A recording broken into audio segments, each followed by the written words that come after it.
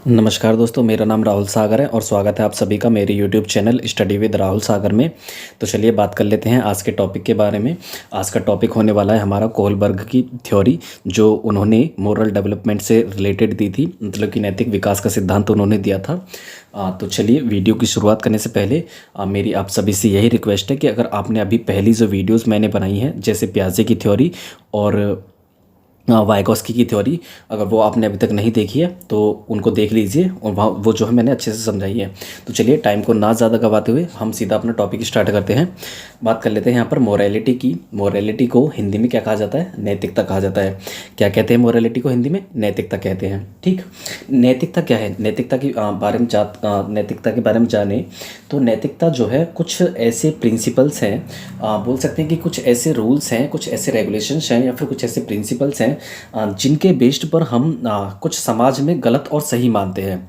क्या कुछ ऐसे प्रिंसिपल्स हैं जिनके आधार पर हम ये डिसाइड करते हैं कि ये चीज़ें सही हैं या फिर ये चीज़ें गलत हैं। ये जो सारे ये जो रूल्स एंड रेगुलेशंस या फिर प्रिंसिपल्स होते हैं, ये सभी जो है कहलाते हैं क्या? मोरालिटी के नियम कहलाते हैं या फिर मोरालिटी के प्रिंसिपल्स कहलाते हैं। तो क्या है मोरालिटी? मतलब जिन प्रिंसिपल्स के बेस्ड पर, जिन सिद्धांतों के आधार पर हम समाज में कुछ सही या गलत मान रहे हैं, वो नैतिकता है। क्या है? नैतिकता है। ठीक, द प्रिंसिपल्स अबाउट राइट और रॉन्ग या फिर आइडेंटिफिकेशन ऑफ राइट और रॉन्ग, मतलब जिनके आधार पर, जिन नियमों के आधार पर या फिर जिन सिद्धांतों के आधार पर हम कुछ गलत और सही मानते हैं, मतलब गलत और सही का निर्धारण करते हैं कि ये चीज़ गलत है और ये चीज़ सही है, उनके बेस्ड पर हम जो गलत और सही मानते हैं, तो ये क्या है? ये सभी जो है मोरालिटी के प्रिंसिपल्स हैं, नैतिकता के सिद्धांत हैं। ठीक, बात कर लेते हैं आगे मोरल रीजनिंग के बारे में। The thinking process on the basis of which we take decision. क्या? Thinking process on the basis of which we take decision.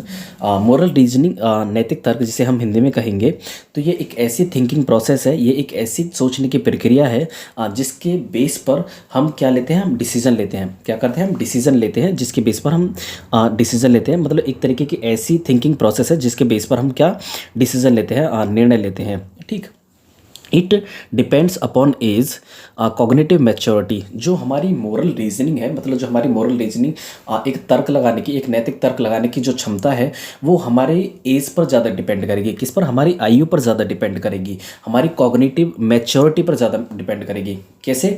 हमारे जो संज्ञान की समझ है, जो हमारे संज्ञान की मैच्योरिटी है, जो हमारे दिमाग की जो परिपक्वता है, उस पर ज़्यादा डिपेंड करेगी हमारी मोरल रीजनिंग। ठीक, हमारा जो नैतिक तर्क है वो किस पर डिपेंड करेगा ज़्यादा? कॉग्निशन मैच्योरिटी पर। At different stages a person has different thinking.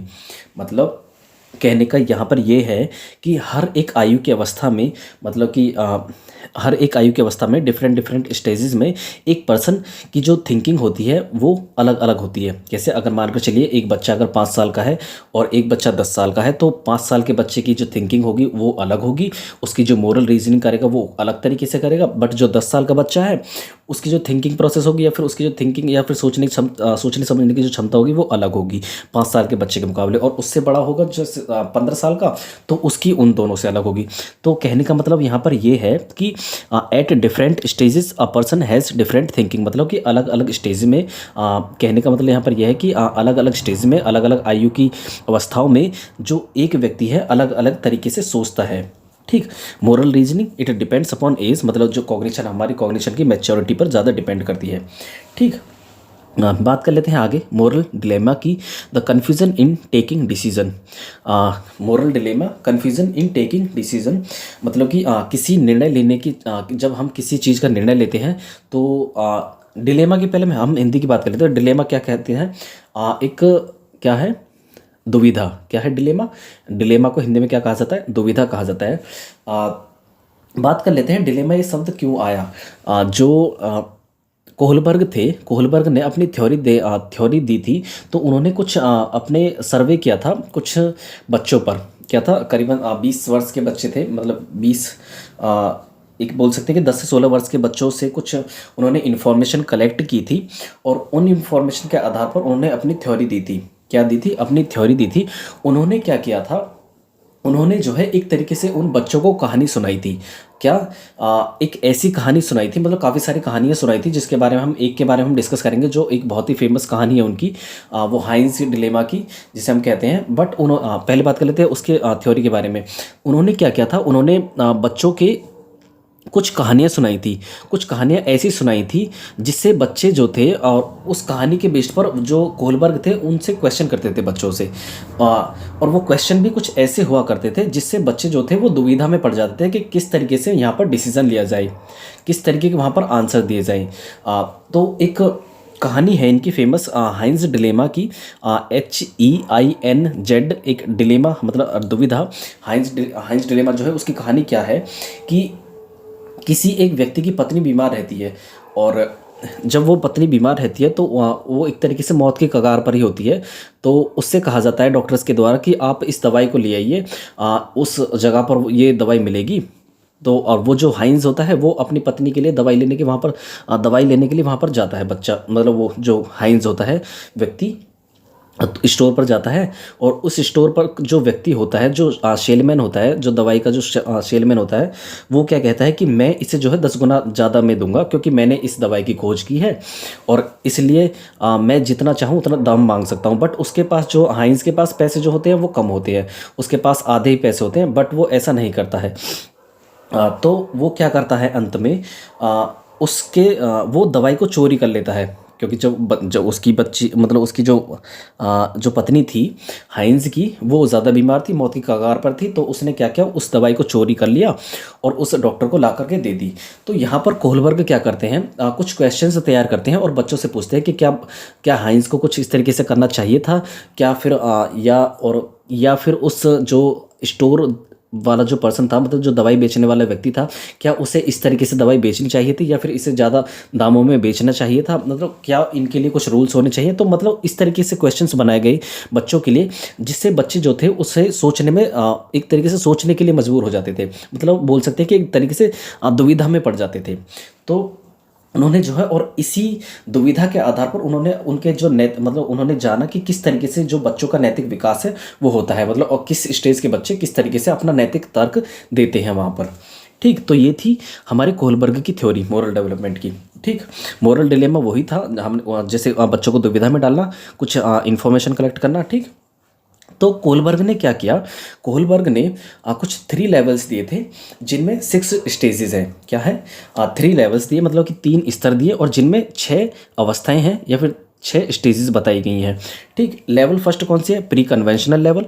कौन सी है, प्री कन्वेंशनल लेवल, मतलब इसे हिंदी में क्या कहेंगे, हिंदी में कहेंगे इसे पूर्व पारंपरिक, क्या कहेंगे, पूर्व पारंपरिक लेवल। ठीक, अगर बात करें हम लेवल 2 की, यहाँ पर आपको दिख रहा होगा ये level 2 conventional level.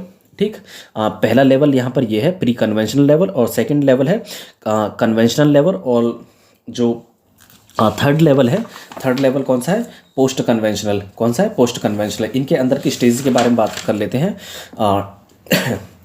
Stage 1 pre conventional level में इसकी एज की बात करें तो ये 4 से 10 वर्ष की अवस्था में होती है, 4 से 10 वर्ष की अवस्था में होती है प्री कन्वेंशनल लेवल। बात कर लेते हैं इसके अंदर जो एक स्टेज बताई है, इन तीनों लेवल्स के अंदर दो स्टेजेस के बारे में बात कही है। स्टेज फर्स्ट क्या कहती है, obedience and punishment orientation. Obedience and punishment orientation stage first के बारे में कोहलबर्ग ने कहा है कि इस स्टेज में बच्चा क्या करेगा, जो रूल्स होंगे या फिर रेगुलेशंस होंगे जो एक या तो फिर माता पिता के द्वारा बनाए जाएंगे या फिर जो गॉड के द्वारा जो बनाए गए हैं, उनको फॉलो इसलिए करेगा क्योंकि उसे दंड से बचना है। अगर वो ऐसा नहीं करेगा तो मतलब उसको ऐसा लगेगा कि अगर वो इन रूल्स को फॉलो नहीं करता है, जो उसके या तो माँ बाप के द्वारा बनाए गए हैं या फिर गॉड के द्वारा या फिर किसी भी अन्य व्यक्ति के द्वारा जो उसका हेड है, एक तरीके से बोल सकते हैं कि अगर वो उन रूल्स को फॉलो नहीं करता है तो उसको क्या मिलेगा, पनिशमेंट मिलेगा। इसलिए वो जो है एक तरीके से एक आज्ञाकारी बच्चा बनता है। क्या है, child obey parents teacher to avoid punishment. मतलब जो बच्चा है इस स्टेज में अपने पेरेंट्स के रूल्स को बनाए हुए जो रूल्स हैं, मतलब पेरेंट्स के द्वारा जो बनाए गए रूल्स हैं या फिर टीचर्स के द्वारा जो बनाए गए रूल्स हैं, उनको इसलिए मानेगा क्योंकि उसे पनिशमेंट नहीं मिले, क्योंकि इस स्टेज में चाहता है बच्चा उसे पनिशमेंट ना मिले, उसे दंड जो है ना मिले यहाँ पर। ठीक, बात कर लेते हैं अगले स्टेज की, stage second, individualism and exchange personal reward orientation. इस स्टेज में क्या होता है, टिट फॉर टैट, मतलब बच्चा जो है इस स्टेज में इस तरीके का व्यवहार करेगा, टिट फॉर टैट बिहेवियर करेगा। मतलब कि कहने का मतलब यहाँ पर ये है कि अगर आप उसको कुछ हानि पहुँचाएंगे या फिर उसके साथ आप अच्छा करते हो तो वो बच्चा भी आपके साथ अच्छा करने की कोशिश करेगा। अगर आप उसके साथ गलत करते हैं तो वो भी आपके साथ गलत करने की सोचेगा। आप उसको गाली देते हैं तो वो भी आपको गाली देगा। तो कहने का मतलब यहाँ पर ये है कि बच्चा जो है यहाँ पर टिट फॉर टैट करेगा। जैसा आप व्यवहार उसके साथ करोगे ऐसा ही व्यवहार बच्चा आपके साथ करेगा। ठीक, तो ये हो गया इंडिविजुअलिज्म एंड एक्सचेंज या फिर पर्सनल रिवॉर्ड ओरिएंटेशन। ठीक, टिट फॉर टैट या फिर पर्सनल रिवॉर्ड ओरिएंटेशन मतलब एक तरीके से रिवॉर्ड की तरफ आकर्षित होगा बच्चे को। अगर आप रिवॉर्ड देते हैं तो एक तरीके से बच्चा जो है आपके साथ सही बिहेव करेगा।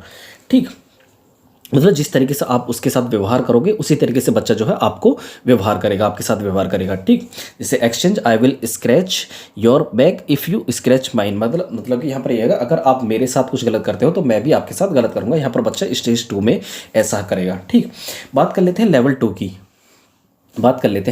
की। लेवल 2 कौन सी है? कन्वेंशनल लेवल, जो 10 से 13 वर्ष की अवस्था इसे बताई गई है। The rules are divine, rules must follow. ठीक, यहाँ पर जो है बच्चा क्या करेगा? इंटरपर्सनल रिलेशनशिप्स, मतलब स्टेज 3 कौन सी है? Interpersonal relationships. इस स्टेज में क्या करेगा बच्चा?